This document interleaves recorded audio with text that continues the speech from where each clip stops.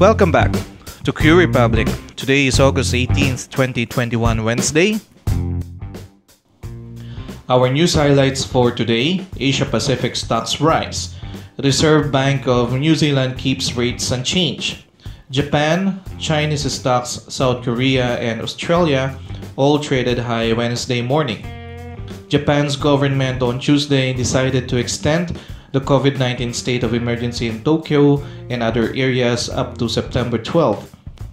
New Zealand announced Wednesday that it would keep its monetary settings unchanged. Analysts had expected that New Zealand could be the first advanced economy in Asia Pacific to raise interest rates in a pandemic era of easy money policy. Central Bank said the decision was made in the context of the government's imposition of nationwide lockdown. And following that decision, the New Zealand dollar declined, following a drop from above $0.696 yesterday. Asia Pacific stocks rise amidst the fall of the US futures during overnight trading. For our international headlines today: Facebook, TikTok won't lift ban on posts that promote Taliban after the fall of Afghanistan. Texas Governor Abbott, who banned mask and vaccine mandates, tests positive for COVID. US should focus on vaccinating the rest of the world before COVID booster shots, says Dr. Vin Gupta. Walmart earnings top estimates, fueled by groceries and back-to-school spending.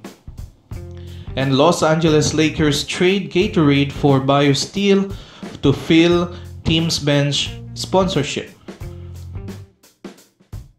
In other news, PSEI gains for second day, Box Asia downturn. Bargain hunting continued at the local bourse for a second day, pushing the main index higher yesterday to back the downtrend in most Asian markets. In contrast, Asian shares stumbled, rattled by concerns over China's regulatory for its once freewheeling internet sector and a worldwide spike in COVID-19 infections driven by the Delta variant. Reasons that the world's economic recovery is losing momentum area. Reasons that the world's economic recovery is losing momentum area. Number 1, continued spread of the new COVID-19 variants and the impact on the global economy. These have shaken market confidence. Almost all sectors went in positive territory except mining and oil. Local markets rally yesterday was led by SMPH, JG Summit, and BDO, who contributed 34 points of the rally according to AB Capital.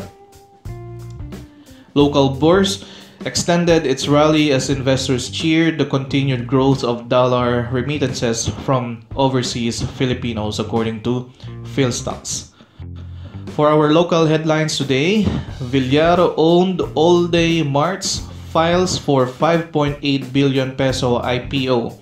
Money Villar is planning to sell 6.9 billion common shares at a price of up to 0.80 cents each, and they planned to list it on November 3rd. Airfares may rise anew. The Civil Aeronautics Board, in its latest advisory, said the passenger fuel surcharge for domestic and international flights from September 1st to October 31st would go up to level 2 from level 1 during the July and August period. Now Corporation to expand broadband service. It seeks to be the primary or secondary broadband provider of businesses. Price to build 2 new import terminals in Visayas and Mindanao. This is to widen the reach of its LPG business, which is its main revenue driver. And GMA Network earnings breezed past pre-pandemic level. Net income in the January to June period grew 161% year-on-year to 3.67 billion pesos. For our PSEI today, we closed at 6,680.18, and that gave us roughly 5% gain should we measure it from our dip last Friday up until today. During this time of my review, hindi pa po generated yung ating net foreign indicator. However, based on our review kahapon, we may have a buying today as almost half were trimmed down yesterday with regards to our selling. Hence, nabawasan po yung ating selling pressure sa ating net foreign indicator kahapon. With our recent move, although I want it to continue, we may have a red candlestick tomorrow kasi sa takbo ng ating PSEI, as of the moment, hindi tayo nagtatagal ng more than 3 green or bullish candlesticks. I can only hope that at least the market won't give us a bearish signal tomorrow on the candlestick that we are going to create. So hopefully, healthy pullback may happen for us to continue in breaking the 6,600 range. So kaabang-abang po yung gagawin ng ating market na candlestick by tomorrow. For now, if may hawak po tayong stocks, especially if listed sa ating PSEI with somehow a same pattern, especially sa support and resistance, be on the side muna kasi nasa middle tayo ngayon.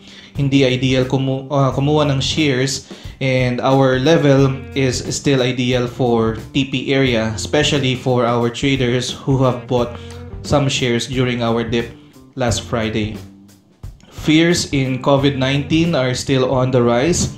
Some of our neighbors like Japan, Australia, and New Zealand, if not strict, an extended lockdown were implemented to control the spread of the virus as of the moment. So let's continue to monitor the market, be wiser than we are yesterday, and continue to invest for our future.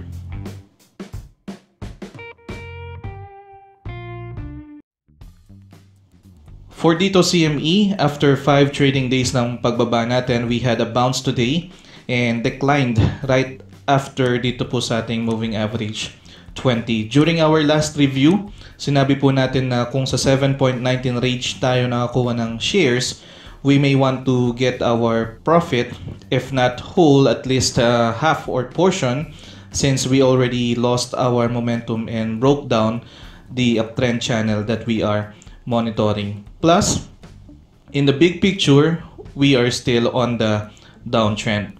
For tomorrow, if nag-hold pa tayo ng ilang shares or hindi pa tayo nakakapagbenta, we can still opt to sell our shares tomorrow, as this may be temporary. Ito pong bounce na ginawa natin kasi volume-wise, below average tayo today. And this bounce is just normal due to the 5 straight trading days ng pagbaba natin. Although we are not closing our doors in possibility of a continue upside tomorrow, which for you to decide if you will continue to hold or look for a better TP price. So we need to have a good decision, especially if you have like at least 5% gain as of the moment, which is hard to find in the market nowadays. So kung namomonitor niyo po yung market, bihira po ang magkaroon ng 5% gain. And again, the decision would still be yours, and you may want to consult your trading plan with that. For GMA, we have learned during our headlines kanina that they have increased their income more than their performance last year. Looking on its technicals, based with our review also yesterday, 1350 support is weak, and in the overall picture we have a strong resistance at 14.80 area. So very bearish po tayo kahapon upon trying to reach or breaking out that area. So careful po tayo sa pagkuha ng shares sa kanya as of the moment, especially if hindi tayo nakapag-accumulate ng shares on its low price. We are seeing GMA to go down to our moving average 50. Moreover, dito sa ating next key support at 12.40 area, which we can test by kung papasok pa lang tayo kay GMA while evaluating if that can be a good support sa ating technical. So overall picture, we have a sideways from 11.45 to 14.80 area.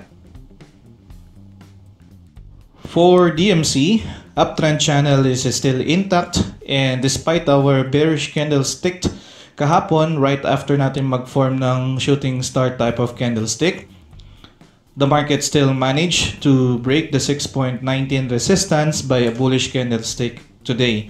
Sa mga papasok pa lang po kay DMC, although bullish tayo as of the moment and maganda yung ating momentum, more on test buy pa rin po ang magandang strategy as we need to wait for some more candlesticks to strengthen our 6.19 area. And if gain ka naman na po, especially if you were managed to get shares on our key support at 5.58 area, roughly may 12% gain ka na if we're going to measure it.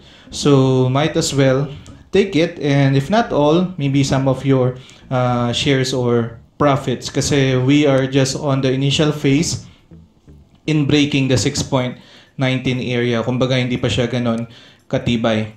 And two trends po yung ating overall picture dito kay DMC. Una yung itong ating uptrend channel, and then pangalawa yung ating sideways from 5.58 to 6.76 area. So maximum TP po natin dito is at 6.76 as we are speculating that is the strong resistance of DMC as of the moment.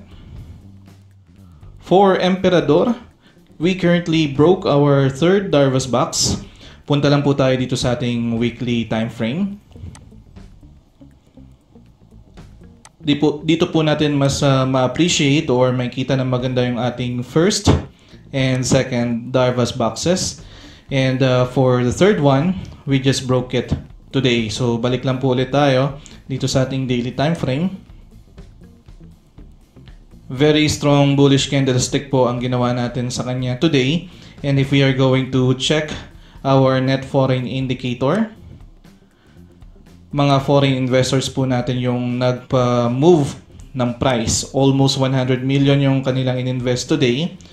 That is right after naman po ng kanilang massive withdrawals last Friday and kahapon or nung Monday. So on this instance, kitang-kita po natin yung control ng ating foreign investors dito kay Emperador. So going back dito sa ating chart, although break out po natin ng 14.50 area, we may want to think twice sa pagbili ng shares as of the moment, kasi una, nasa resistance tayo at 16 peso area. Pangalawa, from Monday up until today, 30% upside na kagad yung naging move natin if we're going to measure. So more likely, we will have a decline by tomorrow, which potentially bringing the price back to our third Darvas box. As of the moment, 1287 area po ang safe side natin sa pagkuha ng shares. And if may hawak ka po na shares, especially if gain ka na, you may want to take it by tomorrow if you haven't had a chance today. For ACEN, yesterday we had identified its weakness, kaya naman sabi natin sa mga magdadagdag ng shares or papasok pa lang kay ACEN, better aim at the 8.80 area to be on a good position. Though na-breakdown natin siya today, itong ating key support, we are still on the area and we may still maintain it. We will have a concrete picture from this week until next week if the market will sustain itong ating key support at 8.80 area, or if we are going to head down again sa ating 8 peso area. Kasi ngayong may weakness siya, hindi muna natin siya maasahang tumaas, but more on consolidation tayo to strengthen itong 8.80 area, or worst is tuluyang humina yung kanyang momentum at bumaba tayo sa ating moving average 50 or 8 peso area. Pero overall, we still have a strong uptrend channel that gives us a view of its potential upside, so we can still hold our shares. Then on the other perspective, pag bumaba tayo ng 8 peso area, we will have a sideways from 8 peso to 9.60 area. So you may want to revisit your trading plan and see these points as well for added information. For Converge, we are still consolidating at 27 peso area and still forming higher lows, which we had noted yesterday. Though if we are going to add some shares or bibili pa lang tayo dito kay Converge, better aim pa rin at 25.12 area to be on a good side. Kasi mixed of strength and weakness, yun nakikita natin kay Converge. Strong siya in a way na nagko-consolidate siya forming higher lows, and weak siya in a way na almost 2 weeks na tayong nagko-consolidate at hindi pa rin po tayo nakakapag-breakout. So more on hold po sa mga holders or current holders, and observe muna sa mga mag-e-entry pa lang kay Converge. For GTCAP, still consolidating with weak momentum as we are resisting just below moving average 9. So we can still see a potential drop of price around 515 peso area. By the way, dagdag lang po natin yung isa pang perspective na nakikita natin kay GTCAP, which is yung sideways from 515 to 642 area. So, na-identify naman natin itong 515 area kahapon na strong siya kasi more than 6 months or almost mag 1 year na natin siyang support. So, yan po yung pwede nating i-aim na price for adding of shares or kung mag-i-invest pa lang tayo sa kanya. Then, more on patience ang kailangan natin kay GTCAP kasi for long-term investing talaga siya. Hence, hindi po siya pang trading. For JFC, we are still consolidating at the middle of our big sideways move from 171 to 216 area, and narrowing JFC, we can see a short-term consolidation strengthening our moving average 200. Ito pong ating green line, which is good kasi nakakita tayo ng momentum. So nasabi natin kahapon na if we haven't bought shares yet at 193 area, we may still do so kasi key support naman natin siya. Although we still need to remain vigilant, especially po sa ating mga short-term trader kasi we still have a resistance at our moving average 50. So more or less nasa around 198 area siya, which can be our TP area as well, especially if napag-accumulate tayo ng low or during its low last Friday kasi roughly mga 5 to 6% ang pwede nating mag-gain. So otherwise, for the long term or long-term holders, we can continue to hold our shares dito kay JFC and we can continue to monitor its progress.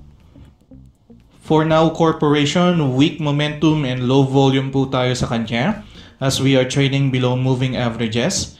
Meron din po tayong na-observe na downtrend channel and we are also on low volume. Although Now Corporation keeps on doing its best to expand its broadband service, pero dito sa technicals natin matamlay yung support ng market.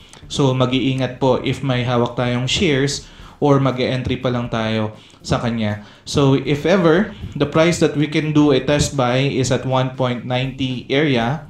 Nasa 2.10 area na po kasi yung ating moving average 9. So yan po yung ating nagiging immediate resistance. Kaya naman alanganin kumuha ng shares on its current range kasi hindi pa siya better price. So overall po, downtrend with weak momentum tayo kay Now Corporation. And mas magandang mag-observe muna tayo bago tayo bumili ng shares.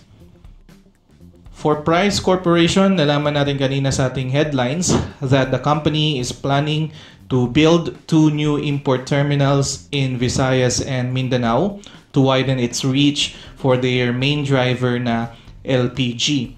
For its technicals, we are consolidating at 5.40 area for like 3 to 4 months now with very low volume. So halos wala po tayong paggalaw dyan sa area na yan. Having said that, kailangan tayo maging maingat sa pagbili ng shares if ever dito kay Price. And checking our recent low, 5.25 po yung pinaka-bargain price natin. So yan po yung magandang i-target aside sa 5.40 key support kasi mataas pa po na pressure yan if ever. And in the big picture, we are on sideways. We have sideways movement from 4.86 to 6.03 area. Pero overall, if trading yung plan natin, may inip tayo kung dito tayo magbabantay kasi wala tayong makitang support from the market. So let's check carefully our options for this one. For Surtech, downtrend channel pa rin tayo with volatile move going down. Malakas pa rin po yung ating selling pressure. So yung ina-anticipate natin na possible bounce play today, sa 4.20 pa siya nangyari. So hindi po tayo nakabalik sa 4.50 area.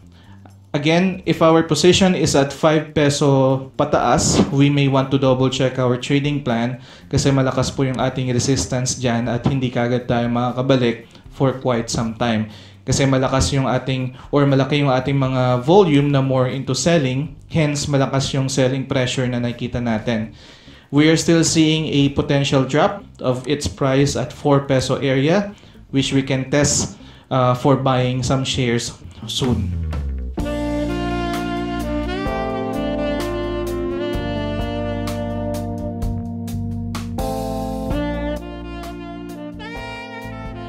And that's it for today. Kung nagustuhan niyo po itong video na ito, please don't forget to like it and share it as well para mapagbigay insights din po tayo sa iba. And also, kung meron po kayong additional information or thoughts dito sa review na to, comment nyo lang po yan para makatulong din po or makapagbigay information din po tayo sa iba. At sa inyo po na gustong magpa-review ng kanilang mga stocks, comment nyo lang din po yan para maisama po natin sa ating next session. And sa mga bago po nanonood ng video na ito, don't forget to subscribe para lagi po kayo maging updated sa mga bagong videos na nilalabas po natin. Maraming salamat po. I'll see you soon. QRepublic.